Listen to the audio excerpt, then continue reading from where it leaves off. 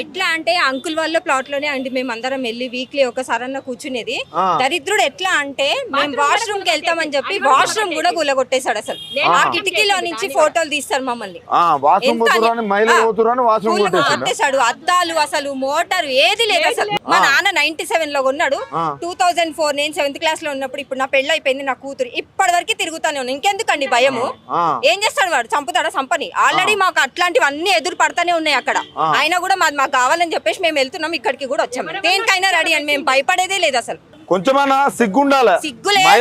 మహిళల బాత్రూమ్స్ సిగ్గుండాలి. అవన్నీ కూడా కొడుతుంటే కొద్దిగా సిగ్గుండాలి. చావుకి దగ్గరకు వస్తున్నాడు. ఏం చేసుకుంటాడయ్యా? మా ప్లాట్లు దొబ్బేసి మా కళ్ళ నీళ్ళు తీస్తే ఏం తాగుతాడు వాడు? వాడికి కుటుంబం లేదా? మా దుఃఖం అంతా ఎందుకు పోసుకుంటున్నాడు మా ముసురు? ఓరి పీనాసోడా, ఎంగిల్ తాగడానికి సిగ్గులేదురా నీకు? మంచి మర్యాద లేని ఎదవల్లారా, ఎంగిలి కూడు కాసపడే కుక్కలా. చిచి, పశువులు కుడి తాగినట్టు తాగుతున్నారు కదరా.